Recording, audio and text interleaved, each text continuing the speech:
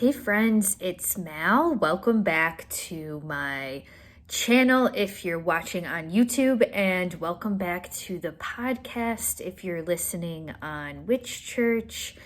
Today, I felt the call to record a little something about the upcoming Saturn, Mercury, Sun conjunction in Pisces. And technically, Mercury and Saturn will both be Cazimi, which means that they are in a very, very, very close conjunction with the Sun. So I wanted to talk a little bit, specifically highlighting a little bit more of Saturn in this video, but we'll throw in Mercury as well in some ways. But I want to do a little forecast of this transit. I want to talk about some of the things that have been coming to me when it comes to the energy of the sky at the moment. And we'll throw in some rising sign forecasts as well towards the end. So if you're interested in learning more about this transit, which really only takes place once a year, at least the Saturn Cazimi. Now, this is a particularly interesting Saturn Cazimi because, again, it's involving Mercury. But before we get too into the transit, before I start blabbing too much, I just wanted to quickly mention that I have a new online class that is open for enrollment right now called Fools Who Run with the Wolves. And this is a therapeutic book club container based off of the book Women Who Run with the Wolves by Clarissa Pinkola Estes. This is one of the books that really changed my life, and it was something that kind of went hand in hand with the beginning of my, I guess, spiritual path back in 2018. I remember getting my first tarot deck and Women Who Run with the Wolves within a couple months of each other. And between my tarot deck and the book, it's sort of being like a guide of sorts in this time where I was embarking on the very first sort of steps of peeling back some of the conditioning of my life, I guess you could say. So this book is really special and important. And if you've ever tried to read it by yourself, you might have had an experience of being like, oh my God, this is too much, because it's a very, it's extremely well-written book, but it's also very thick. It's fluffy. There's a lot of metaphor. It's not your like straight and narrow path, you know. There's a lot in this book to be reckoned with. And I realized over the years of just piecing this book together and also using some chapters in certain classes I've been offering, I'm like, oh my God, this is so powerful to study this book as a group. And it's really occurred to me over the past couple years that this book is actually meant to be read as a group. So Fools Who Run with the Wolves is a bit of a therapeutic book club container, but it also is a container of transformation, because this isn't just like a boring old book club. It's not your mom's book club, right? Like, you kind of come in and there's definitely some personal transformation that takes place in reading and studying this book as a group. I'll also incorporate things like journal prompts and tarot card stuff, and probably some astrology stuff too. So last time I ran this container, it was like back in summer of 2022, I think, and it was just super powerful, and I've been waiting for the right time to run it again. Okay, so the link to register is in the show notes below, or if you want to read a further course description on my site, please do. And I would love to have you join this transformative container where we study women who run with the wolves together. And by the way, one of the reasons I named it Fools Who Run with the Wolves is because even though the book appears to come from a more female perspective, I do want to invite all identities and expressions into the course. And I am also queer, so even though I don't always completely identify as woman, I still very much relate to the book itself. So do know that you're still welcome, even if you don't directly identify with the identity of woman. I think this book really applies to a lot of different walks of life. And I think that's actually how Clarissa Pinkola Estes meant it to apply. Okay. So let's get into the Saturn Cazimi. I'm excited. So this transit actually happens around 2 a.m. Central Time on February 28th. Saturn and Mercury will join the Sun at around 9 degrees Pisces. What's interesting is that we haven't had a Saturn Cazimi in Pisces in like about 30 years or so, just because it takes Saturn about 28, 29, 30 years to make it through the entire zodiac.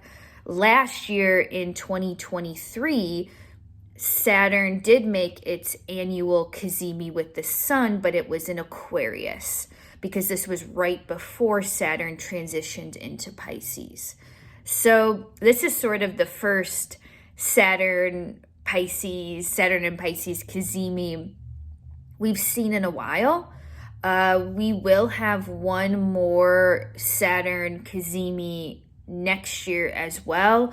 That will be on March 12th, 2025. And I mention that because, I think it's helpful to think of these moments in longer cycles, right? Like Saturn will be in Pisces from roughly, it's been in Pisces since February 2023, and it will stay in Pisces until early summer, late spring 2025, if I'm not mistaken. So, we're in this longer Saturn and Pisces transit, and we are all trying to reckon with what Saturn and Pisces actually means and signifies, right? And specifically this Cazimi point. When I say Cazimi, what do I mean?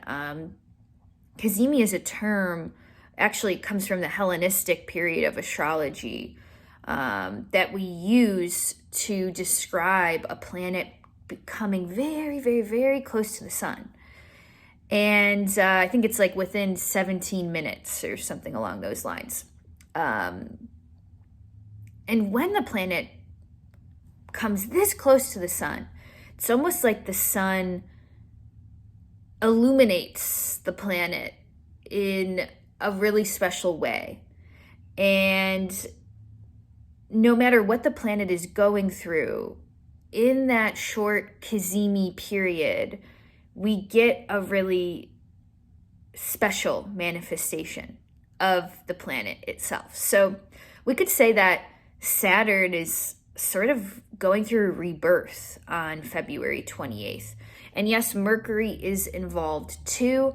I think because Mercury, being the planet of the mind, is going through this Cazimi point as well. There's like this extra special, almost eureka kind of thing going on. It's like not only do we have Saturn rebirthing, we have Mercury going through the rebirth as well, adding to even more I guess, mental stimulation behind this transit. I think this makes the transit more intellectually probing.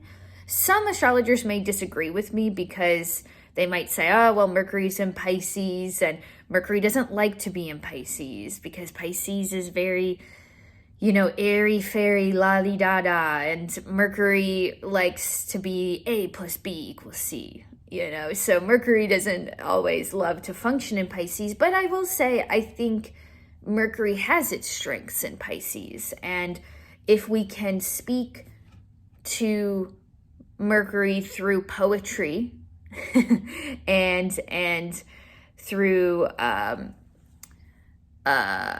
metaphor, then we actually get a lot of wisdom from Mercury in Pisces. Okay, so don't discount the power of an epiphany that is happening during Mercury in Pisces. So that's kind of in the background here. But something I wanted to say about Saturn and the meaning of Saturn, especially during a Cazimi point. One of my favorite books by Liz Green, who doesn't love Liz Green, the OG? This is the book Saturn, The New Look at the Old Devil. We love this book. Definitely would recommend this being in, if you're an astrology student, I would recommend having this book in your library. It is, Liz Green, she has beautiful writing, obviously, and,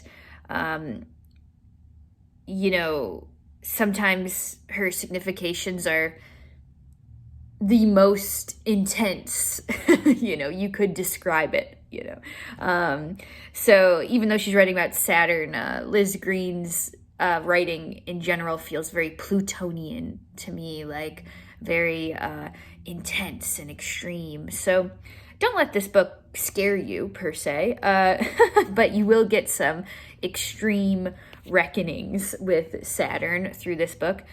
But there's this one quote from this book. I think she sort of encompasses the meaning of Saturn really well. Liz Green writes, Saturn symbolizes a psychic process as well as a quality or kind of experience. He is not merely a representative of pain, restriction, and discipline. He is also a symbol of the psychic process, natural to all human beings, by which an individual may utilize the experience of pain, restriction, and discipline as a means for greater consciousness and fulfillment. Okay, so I'm just going to read this last part one more time. So Saturn symbolizes, a way in which an individual may utilize the experience of pain, restriction, and discipline as a means for greater consciousness and fulfillment. Okay, so I think that in a weird way really speaks to specifically Saturn going through this Cazimi moment, which a Cazimi, no matter what planet, is going through this very close conjunction with the sun. The planet is being rebirthed. So what does it mean for Saturn, who we so easily associate with pain, restriction, limitations, endings, and I'm not saying those things aren't true, but we so easily associate Saturn with those more negative connotations. Sometimes we forget that Saturn also is a moment of maturity, and Saturn, especially important Saturn transits, also represent, like Liz Green says, when pain, restriction become a means for greater consciousness and fulfillment. Okay, so let's just pause here for a second. I think that doesn't mean that I don't think it's helpful when you're in the crux of grief or pain or through a really hard lesson. I don't think it's helpful to jump to how do I make this into a meaningful thing? How do I make this into something fulfilling? Well, maybe it is. I mean, who am I to say what is helpful for some people is not helpful for others? But, I don't want anybody to interpret that as sort of this love and light, like every hardship, every hardship turns into meaning eventually. What doesn't kill us makes us stronger. Yeah, I guess, but at the same time, I think we arrive at that moment of meaning from our challenges in a natural timing.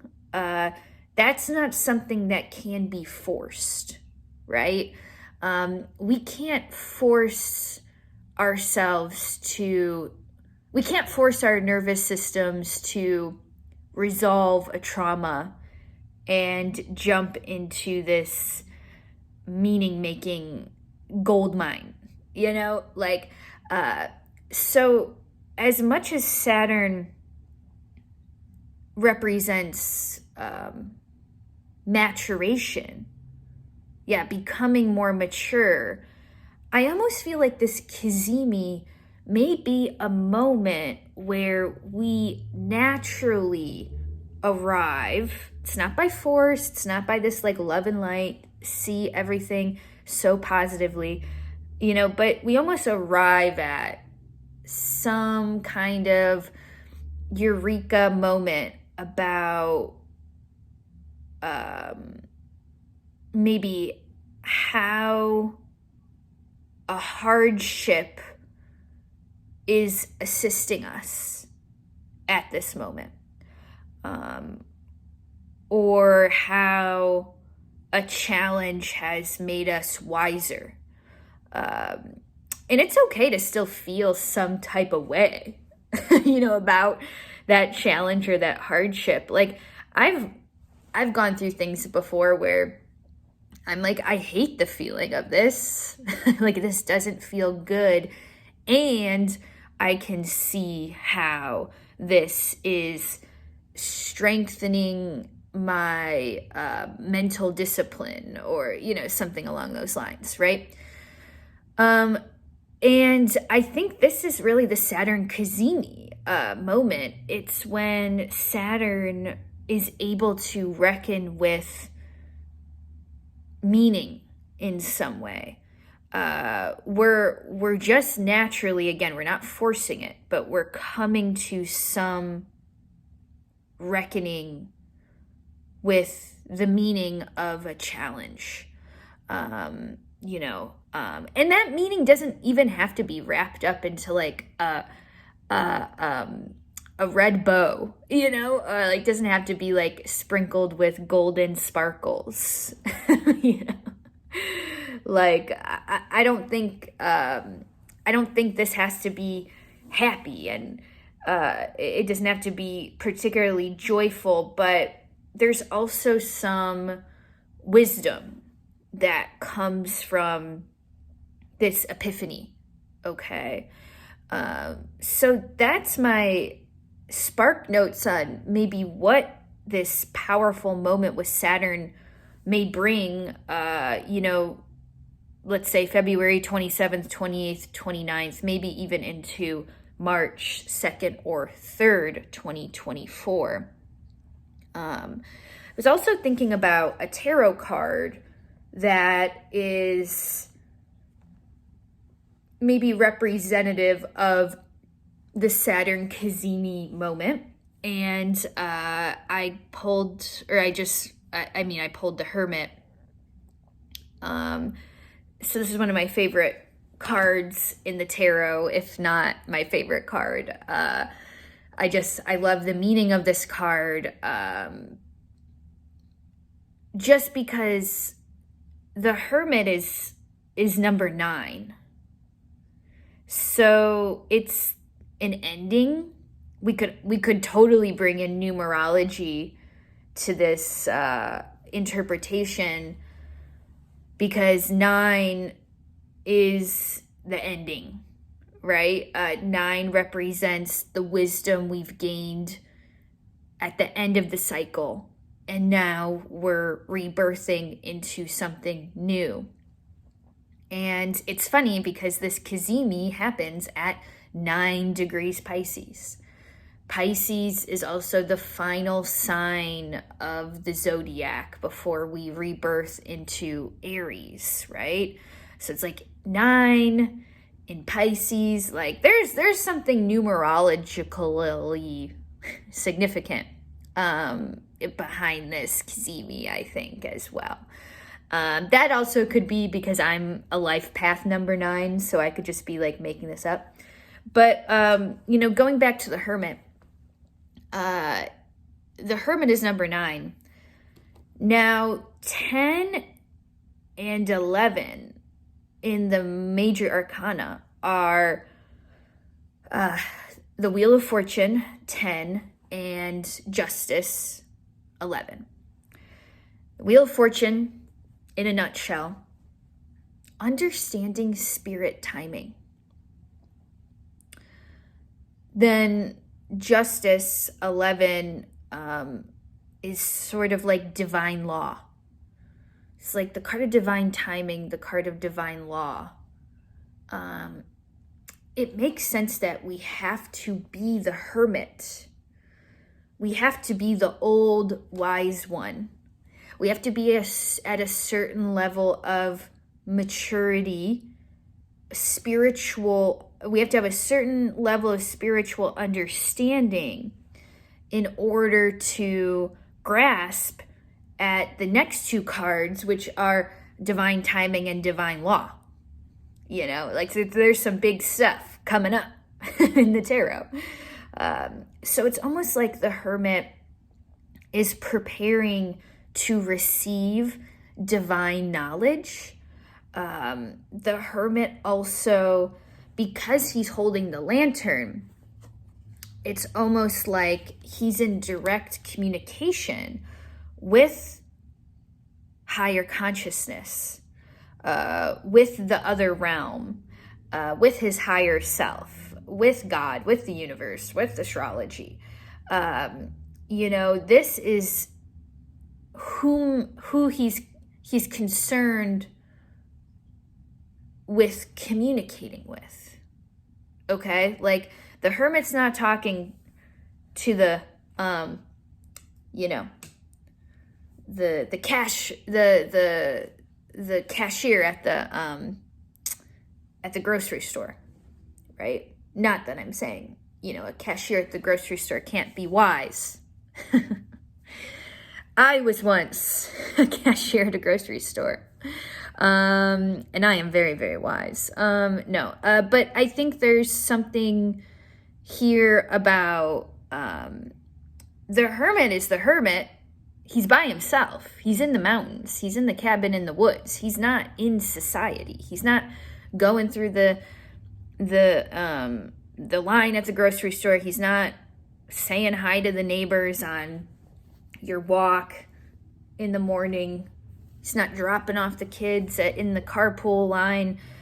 He's not in society, right? He's somewhere else. He's in his cabin in the woods doing his thing. The only person he's talking to is the higher realm, which is why then he starts to get information 10 and 11 from divine timing and divine law, which then maybe adds up to how he perceives like the meaning of life, right?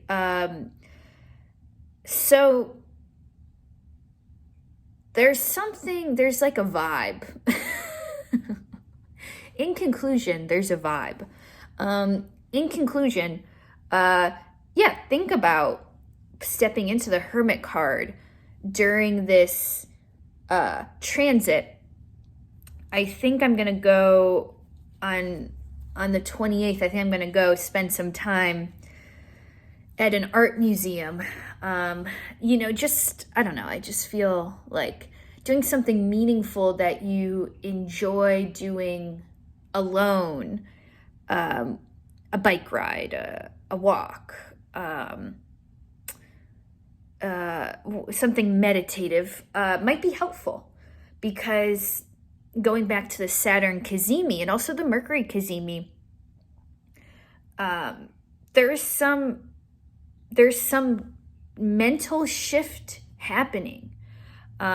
It's almost like we're having this realization, something that once challenged me deeply is no longer a direct challenge. And now the lessons that challenge taught me are helping me, right? That's what we're coming to realize in some way. So, here I have too, there's something about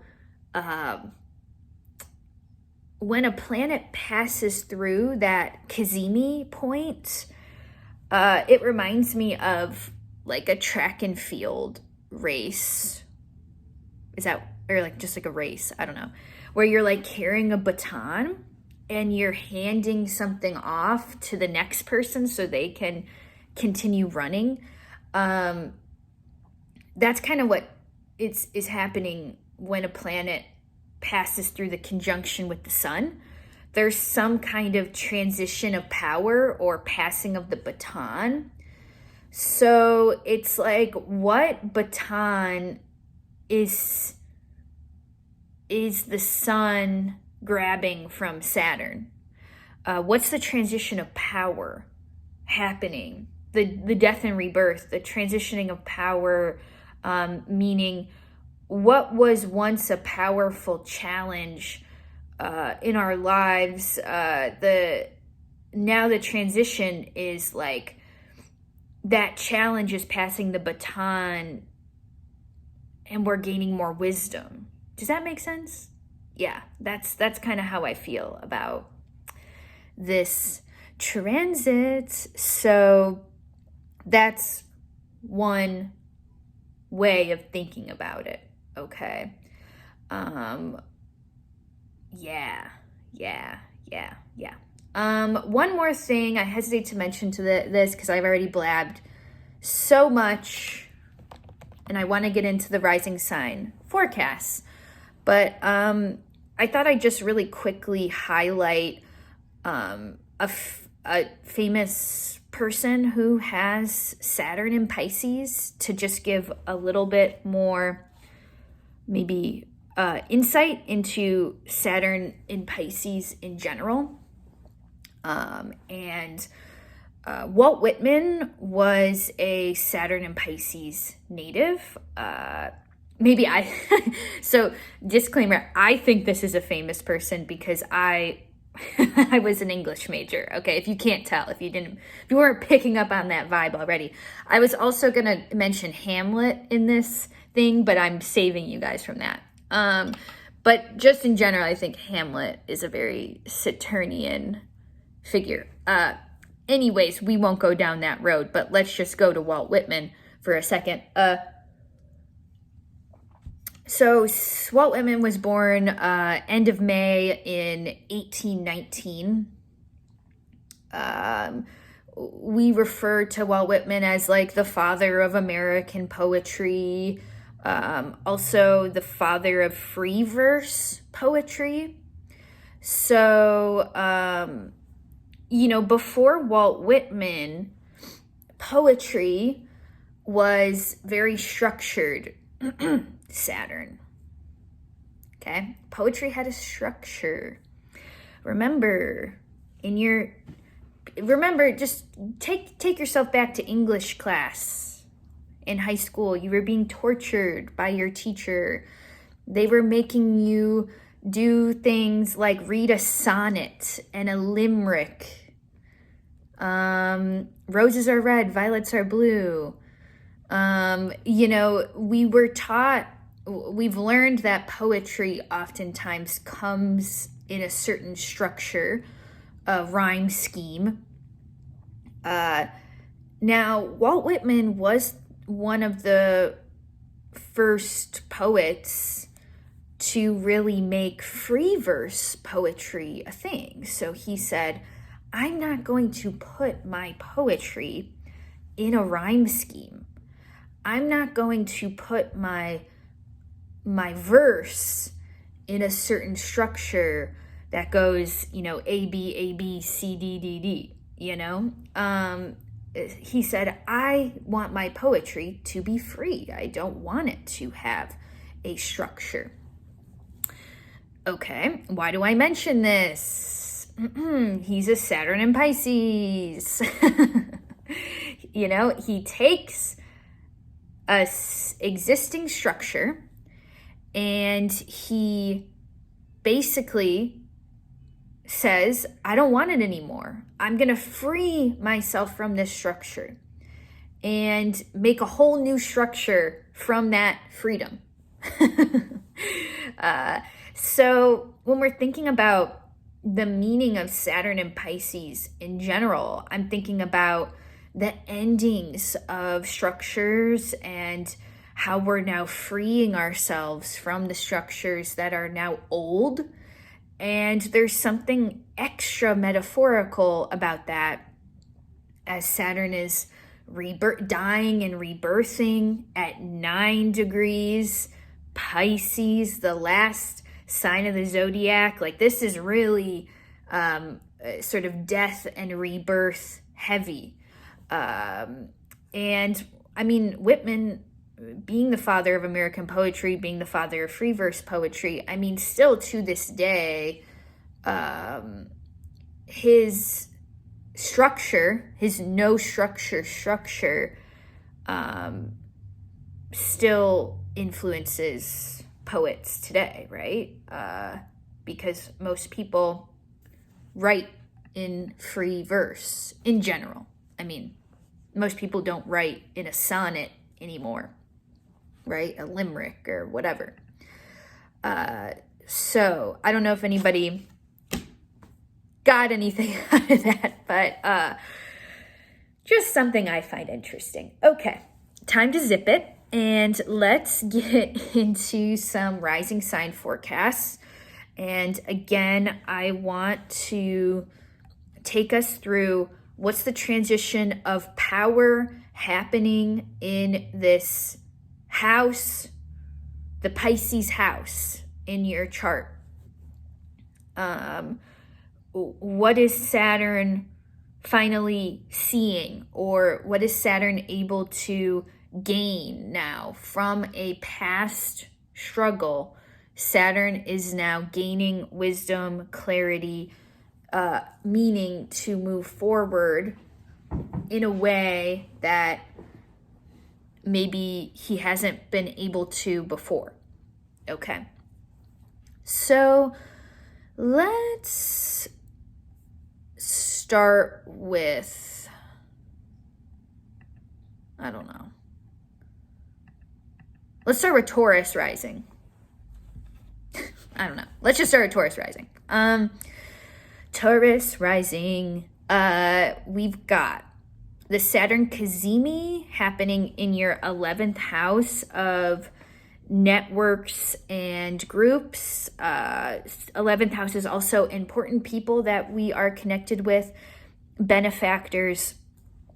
I'm thinking through some personal means of expansion, which is Jupiter transiting your first house, which we didn't really mention that Jupiter is ruling this Cazimi and Saturn, but the Saturn Cazimi, but I'm going to mention it now. Through some personal expansion in the first house, Jupiter. Now, you've separated from groups, networks, people, friends that no longer serve or no longer fit your personal expansion, And now Saturn is rebirthing in the 11th house. And it's like now you're free and clear to connect with the people who are aligned with your new vision. This sort of reminds me of, you guys are I'm about to make a Real Housewives reference, but I was thinking about Heather on Real Housewives of Salt Lake City. Her storyline is like leaving the Mormon church, right? And she writes this book called Bad Mormon. And, as she starts to show up more authentically, which is very Jupiter in the first house. And I don't know if she's a Taurus rising. This is just what I'm thinking.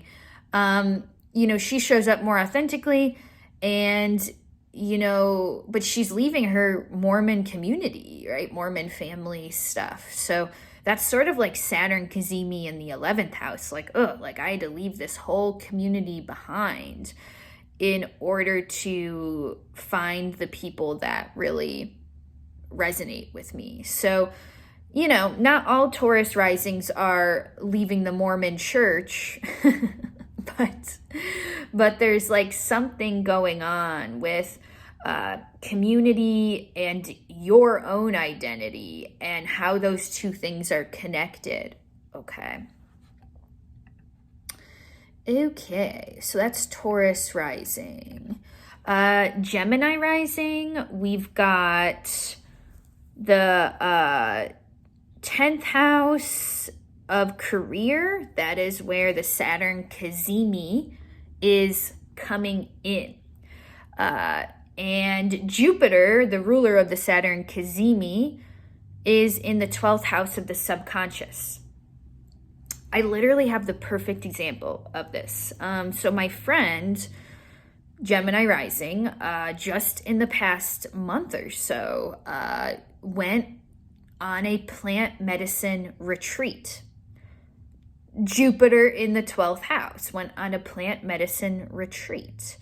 Had all of these epiphanies, and now is coming back to work. This person's a very successful freelancer with their own kind of consulting business.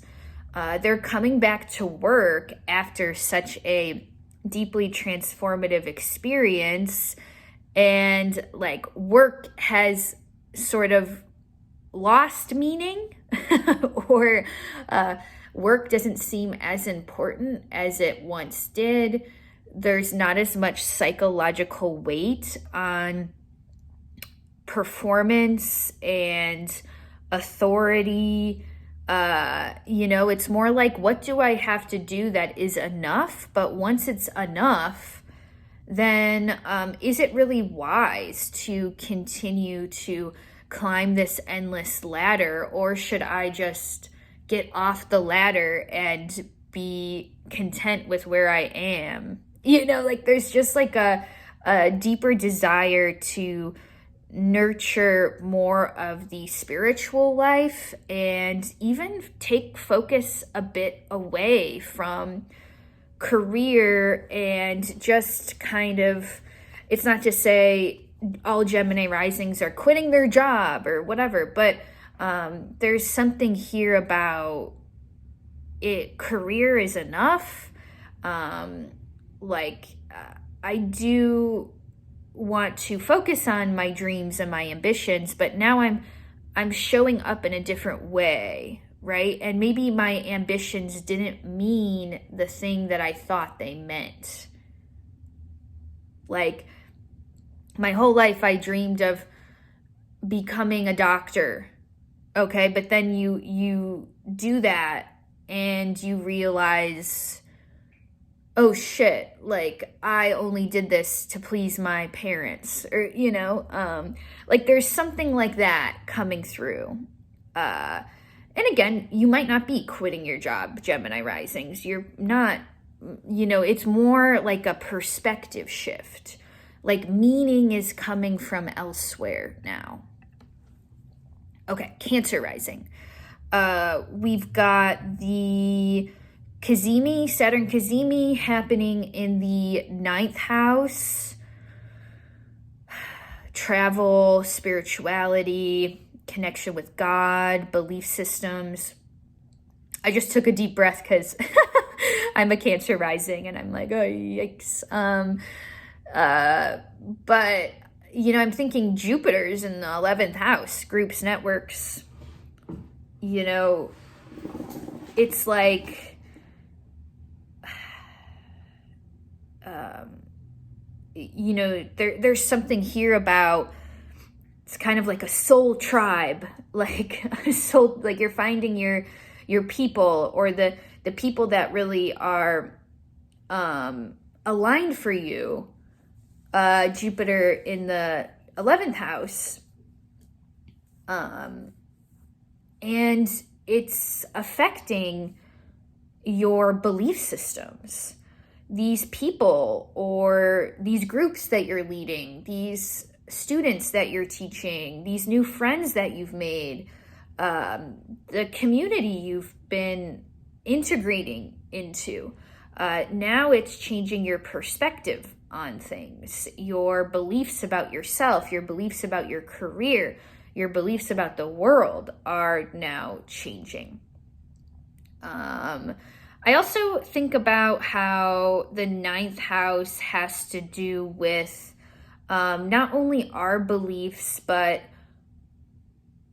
other belief systems, like other cultural, religious contexts that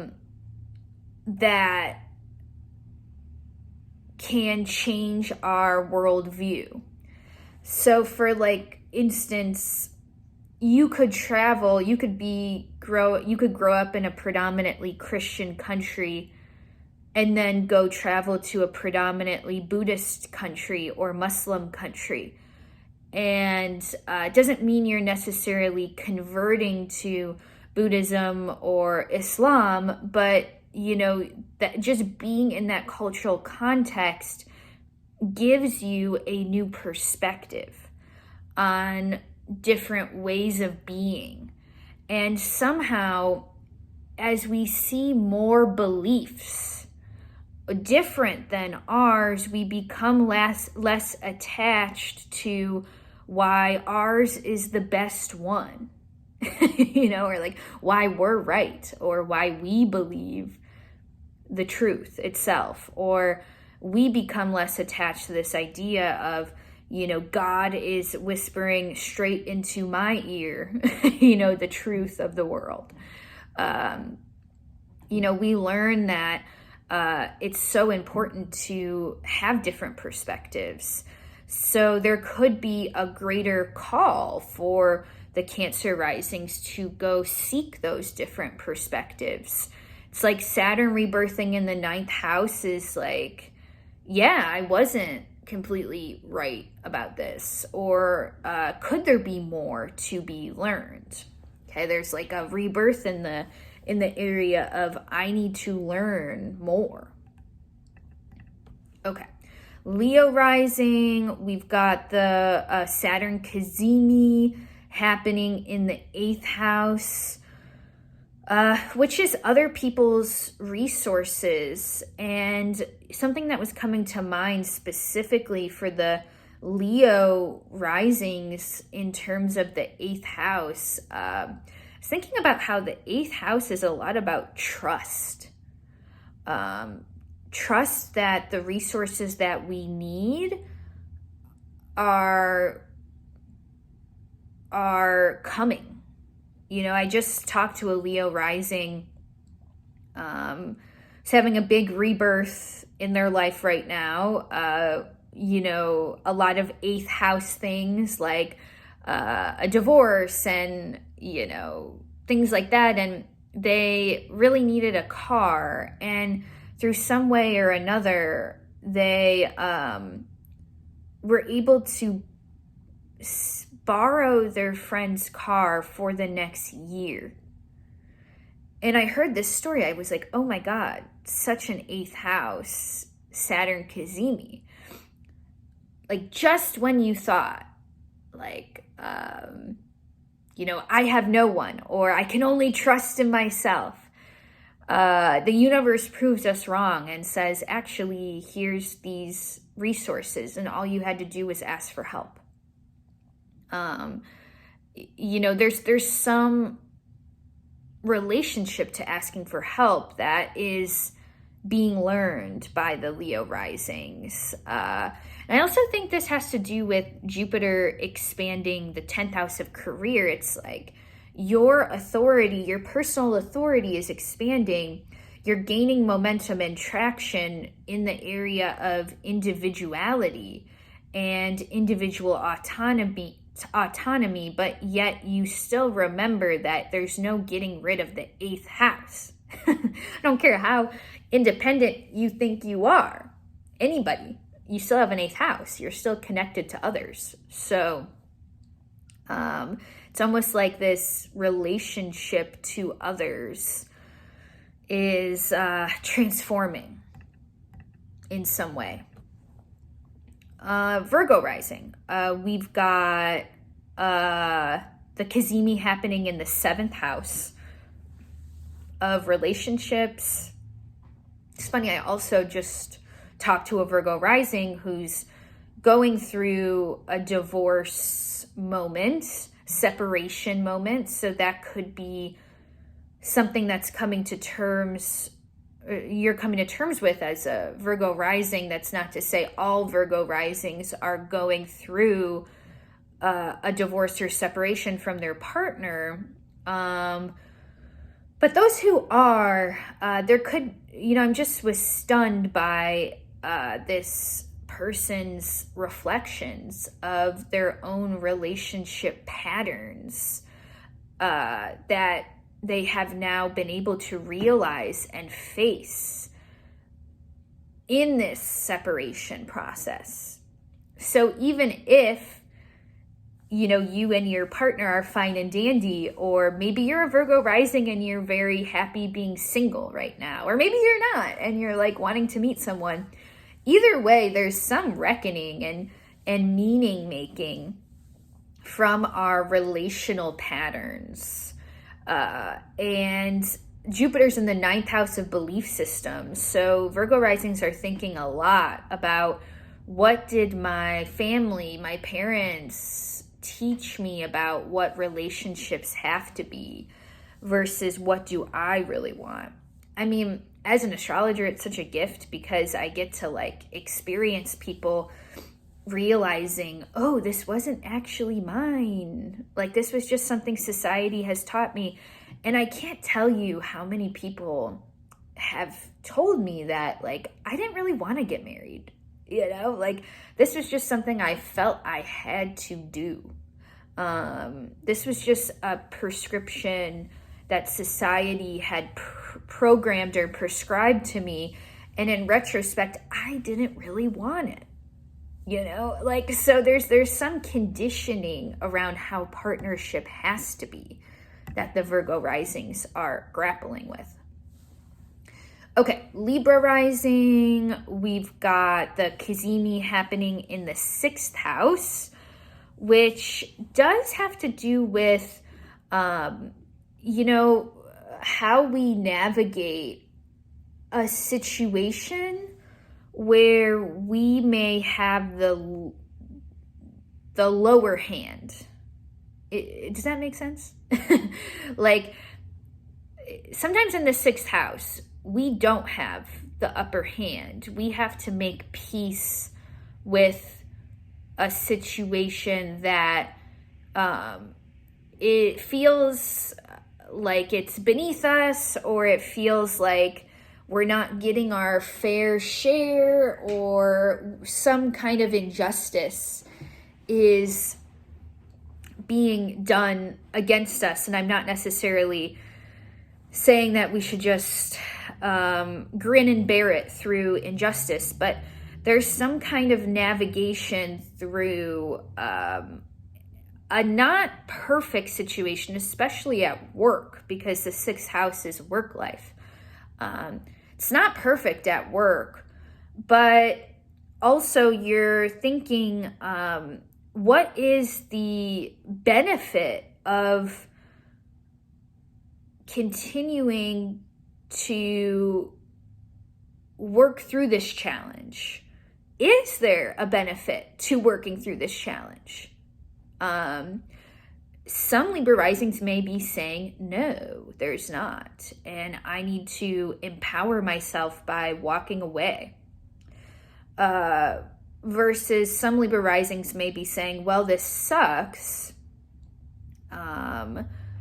You know, I'm still 6 months away from this promotion and I don't like what I'm doing right now, but like, how do I balance my discontentment at work with my contentment in my everyday life?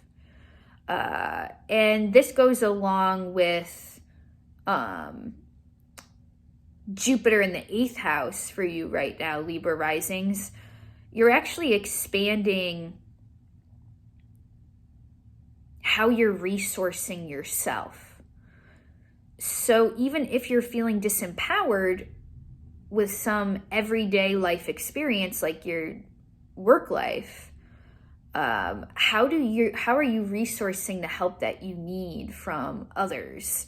And how are you using this time to your advantage in some way? It's important for you to realize the advantage of this situation instead of buying into the complete and utter empty cup of the situation. And if it truly is an empty cup, then hopefully those resources can help you find a more full cup. Okay.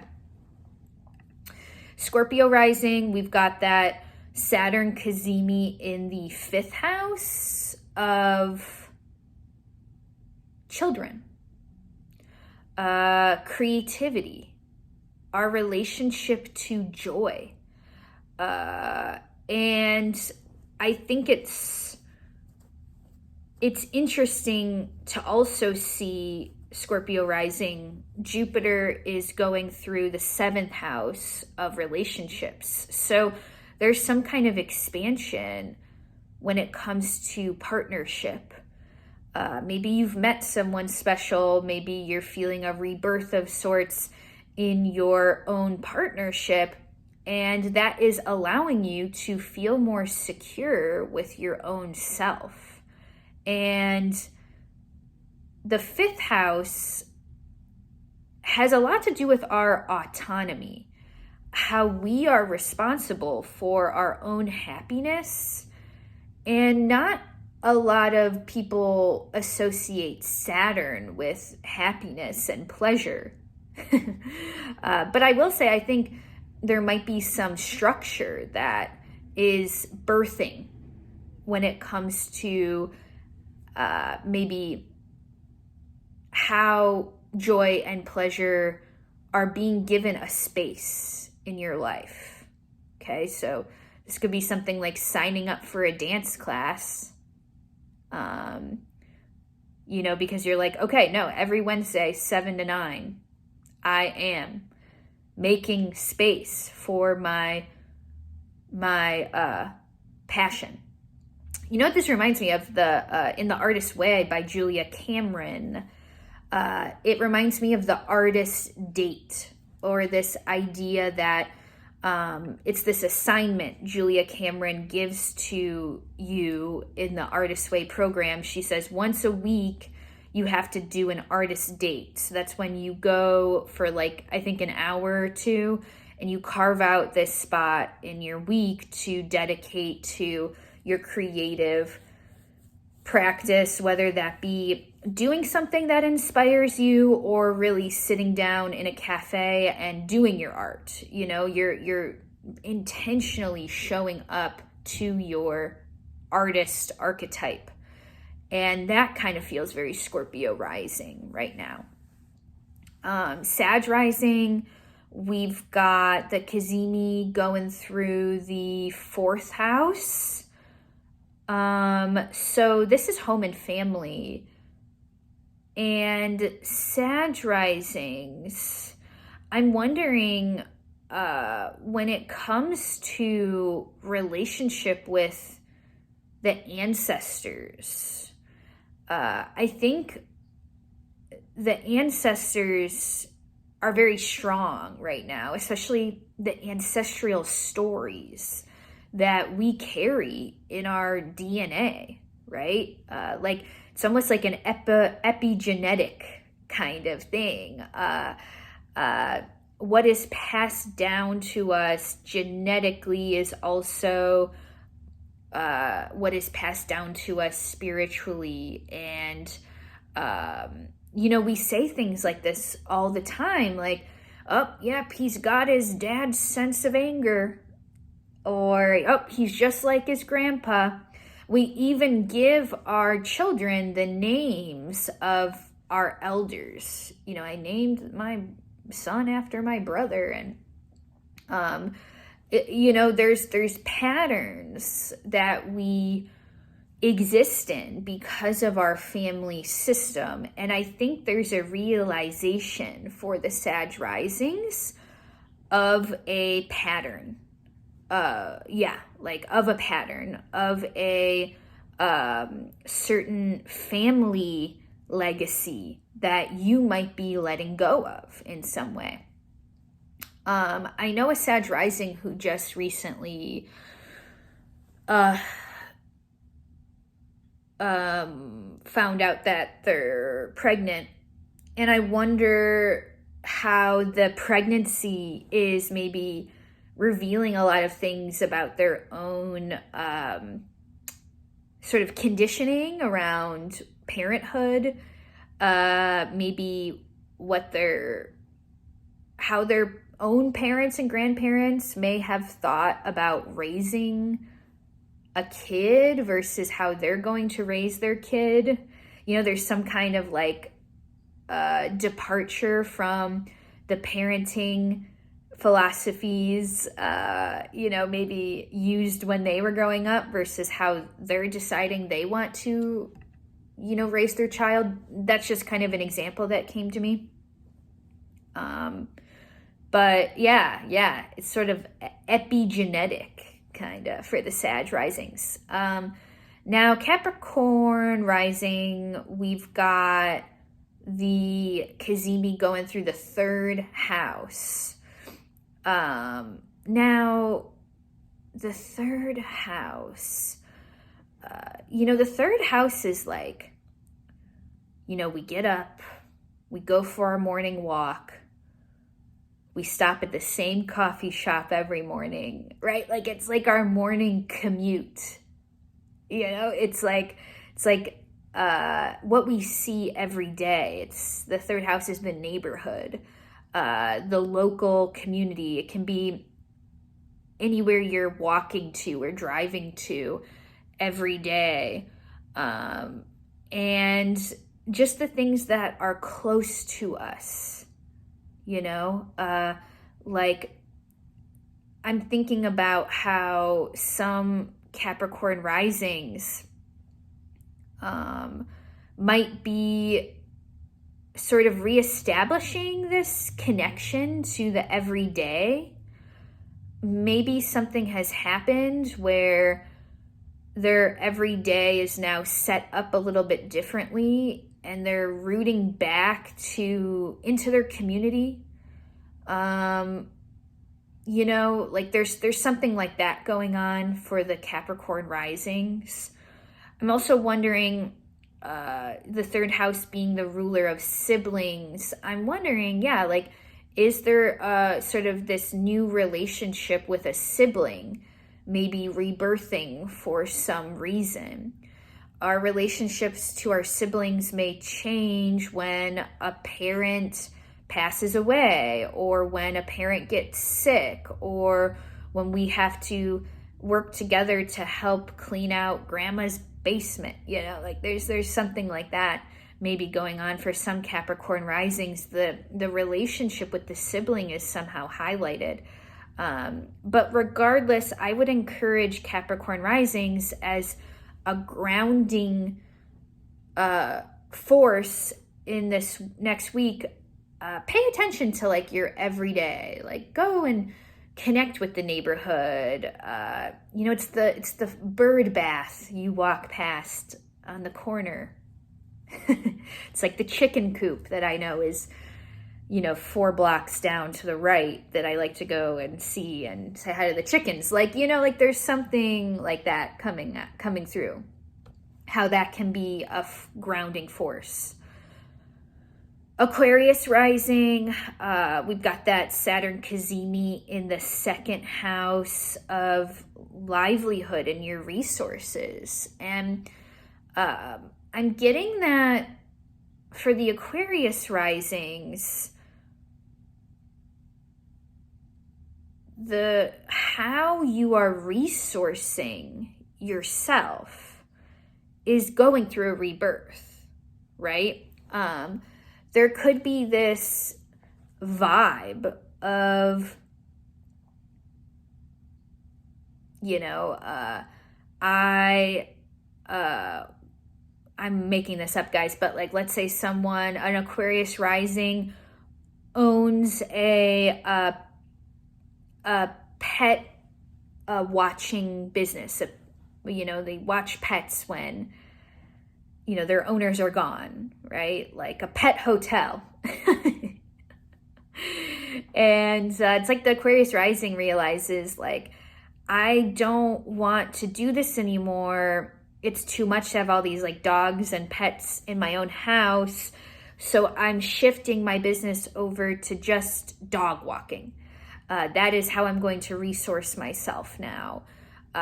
There's like a shift in your needs and what you desire out of life, and you're realizing that there's a different way that your needs need to be met right now. And somehow your money has to shift along with that. So there's a realization here about what you really want and how you want your home even to be structured, because the 4th house is being transited by Jupiter. So there's something too about resourcing in the home and how that is being divided. And there's a big moment for Aquarius risings. I wonder if some Aquarius risings are, deciding I'm going to take a new job, or I'm going to quit my job for a while and just reevaluate certain things. I'm going to spend more time at home. Something along those lines. Pisces rising, the Cazimi is happening in the 1st house of your identity. And I'm thinking about how your relationship to your own authority is really at the forefront right now. I really like this Cazimi for the Pisces risings. Like, there's this new sense of autonomy. There's this new sense of empowerment. I actually had a Pisces rising say to me the other day, since, she's an astrologer, so she's astrologically aware of her transits. And she said, I feel like I can really be seen right now. Like, I feel like people are seeing me. And, maybe Pisces risings typically, because it's like so floaty and ethereal, it's like kind of like being a fairy. When you're a Pisces rising, it's like Saturn is there, the planet of structure, is like giving you newfound structure. And Pisces risings may find that they're showing up with more structure, more autonomy, more of that I am energy, more gumption and grit to introduce yourself, to put yourself out there, to overcome personal fear narratives that really no longer make sense. And that goes along with Saturn rebirthing and Saturn also the transition of power. How have you been giving power to a certain narrative about who you are, and how can you transition that power over to a new narrative? So it's kind of an exciting time for the Pisces risings. And finally, Aries rising, we've got the 12th house. The Saturn Cazimi is happening in the 12th house of the subconscious. So, you know, out of everybody, I think there's some,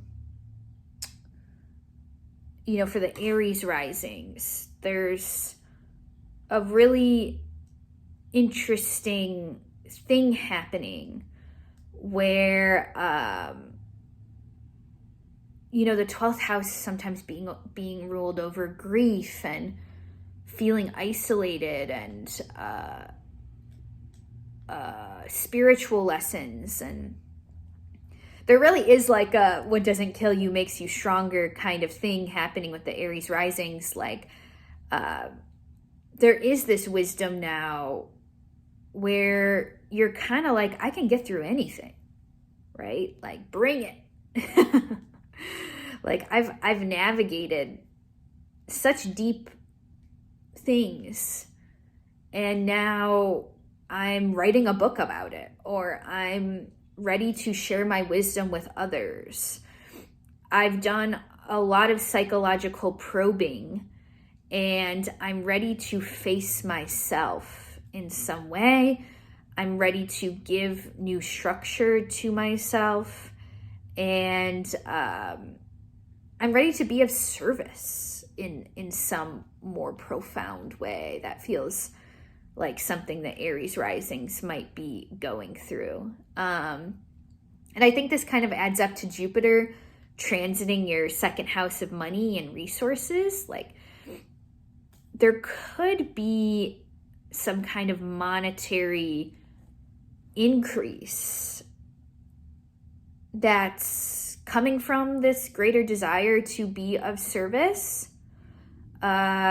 It's like you're aligning yourself on your path in a more pointed way, in a sharper trajectory, and you're getting it. Like the universe has given you a message and you're like, got it. Got it. So Aries risings, I'm particularly interested in what kind of eureka moment you may be having this week.